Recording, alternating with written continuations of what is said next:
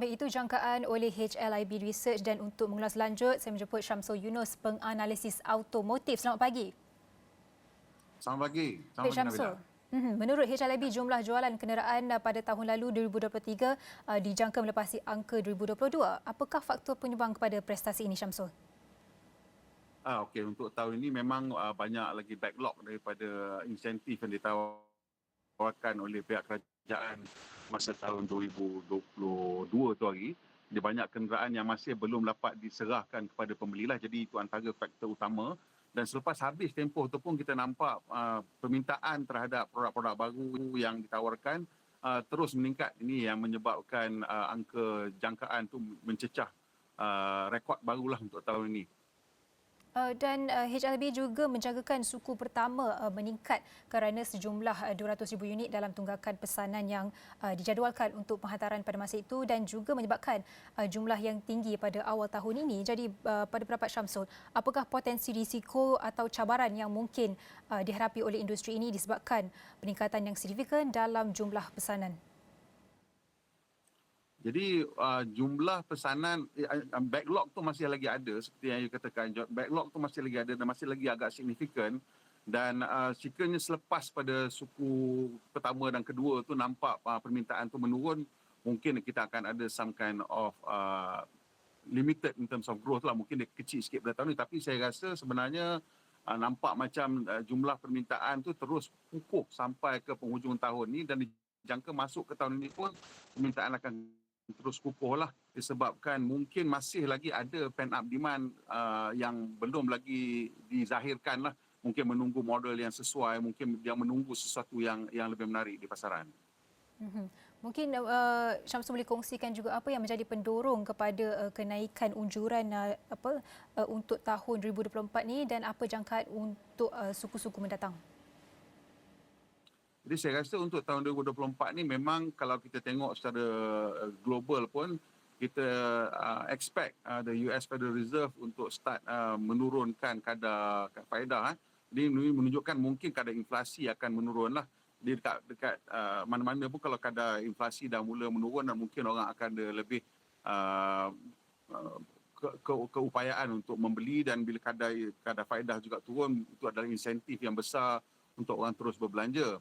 Tapi di Malaysia ni saya rasa ekonomi kita masih lagi agak resilient dan kukuh, dan ini akan terus memberikan keyakinan lah kepada pembeli-pembeli untuk terus membeli produk-produk baru. Dan di samping itu juga industri juga sedang memang tiap-tiap tahun ada banyak produk baru yang akan dilancarkan, dan sekarang ni seluruh industri otomotif sedang mengalami satu transition ataupun mungkin satu disruption, di mana selain daripada kita lihat mungkin minat terhadap kenderaan elektrik yang masih lagi agak baru, dan mungkin satu penyumbang yang dikatakan menghadapi satu anjakan daripada pemasukan jenama-jenama daripada China yang menawarkan produk-produk yang lebih menarik pada harga yang lebih mencabar kepada jenama-jenama yang sedia ada. Jadi kita akan, saya rasa, melihat satu situasi di mana there might be some kind of specification war ataupun price war sedikit sebanyak, di mana jenama-jenama yang sedia ada ni mungkin akan mula cuba mempertahankan dia punya pasaran dengan menawarkan produk-produk yang lebih menarik pada harga-harga yang lebih menarik. Dan ini yang akan saya rasa membolehkan pasaran ini terus berkembang lah. Selain daripada itu, kita tengok daripada apa yang saya cakap dengan pemain-pemain industri, dia orang optimistik untuk tahun depan, kerana dia orang nampak permintaan ni akan terus kukuh lah sampai ke hujung tahun depan. Tapi Syamsul, kita tak boleh nak melihat kebaikan ataupun prestasi positif pasaran automotif di Malaysia dengan melihat kepada jumlah jualan kenderaan nasional seperti Proton dan juga Perodua. Dan jadi kita nak juga melihat kepada kenderaan elektrik, kita banyak import komponen-komponen terutama untuk kenderaan elektrik ini. Jadi bagaimana untuk kita menangani perkara ini dan meningkatkan sektor ekspor melebihi import untuk sektor automotif, terutama kenderaan elektrik? Okey, untuk teknologi untuk kenderaan elektrik ni memang kita seperti mana-mana negara lain pun, termasuklah negara-negara yang kita anggap sebagai pelopor dalam industri otomotif, di Eropah ke, Germany ke, di Jepun ke, even Amerika Syarikat, semua sekarang terpaksa berpaling ke arah China untuk mendapatkan bekalan-bekalan yang penting untuk kenderaan elektrik, terutamanya bekalan bateri dan bekalan rare earth materials dan juga benda-benda lain lah yang memang sekarang ni dia punya rantaian bekalan sangat kukuh di China. Itu yang berlaku akibat daripada dasar kerajaan di China lah yang telah membina ini dengan cukup bagus. Jadi untuk kita di Malaysia, kita memang masih lagi belum ada sebarang industri automotif yang boleh fokus kepada elektrik sekarang. Tapi kita tahu bahawa kedua pemain utama iaitu Proton dan Pro 2 memang sedang merancang kenderaan elektrik mereka sendiri, dan untuk mereka berdua ni dia orang tak boleh just import semua komponen lah, sebab dia ada tahap-tahap tertentu yang dia kena gunakan komponen tempatan. Jadi memang usaha sedang dilakukan untuk membantu komponen supplier yang sekarang ni fokus kepada ICE punya komponen untuk beralih kepada komponen-komponen yang melibatkan kenderaan elektrik lah, sama ada dari segi bateri ke, bateri pack, motor dan benda-benda lain.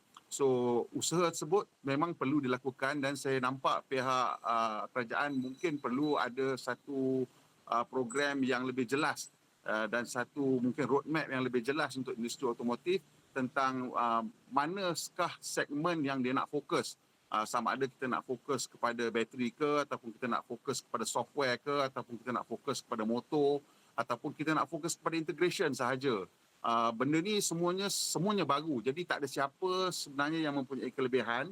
So dalam keadaan yang tak menentu, flux ni, dia boleh menjadi satu peluang ataupun dia boleh menjadi satu punca untuk kita jadi lebih ketinggalan lah. So, tapi saya nampak kita memang mempunyai peluang kerana setelah berpuluh tahun kita menghasilkan industri otomotif tempatan, kita mempunyai keupayaan dari segi teknikal dan juga daripada segi human resources untuk menjadi regional player. Cuma kita kena fikirkan satu cara yang jelas, sebab kita punya neighbor di Thailand dan Indonesia juga sedang mencari peluang bagaimana nak menjadi pemain utama dalam industri otomotif elektrik di masa depan. Sebab semua orang nampak pada China sebagai bukti bahawa ini adalah peluang untuk kita yang tak pernah sebelum ini mempunyai kelebihan untuk mendapat kelebihan bila kita berganjak kepada industri otomotif elektrik. Tapi kalau saya nak ambil balik statistik yang dikeluarkan HLIB Research tadi yang menjangkakan TIV akan perlahan pada suku kedua dan suku ketiga tahun ini disebabkan penyusutan pesanan baru dan juga sentimen pengguna yang lebih perlahan dan juga pembelian yang dibawa ke hadapan. Dan kita nak lihat juga pendapat Syamsul tentang bagaimana syarikat boleh menyesuaikan pendekatan pemasaran atau permintaan untuk mengatasi kesan pengurangan aktiviti pengguna dan juga penempatan pesanan. Okey, jadi benda yang kerap dilakukan bila menghadapi masalah kekurangan permintaan ni, selalunya memang mereka boleh adakan special edition, special version ataupun memberikan tawaran dari segi mungkin extended warranty, free service dan benda-benda yang boleh menjadikan kenderaan tu lebih nampak lebih mampu milik lah, kurang kos dari segi kalau kita bagi free service untuk 3 tahun. Setengah company dah mula buat macam tu, dan itu akan nampak memberikan kenderaan mereka sebagai lebih mampu milik lah untuk dimiliki. Juga model-model baru juga memang sentiasa ada dan dia akan ditawarkan, dan ini akan berlaku secara berkala dan berjadual lah.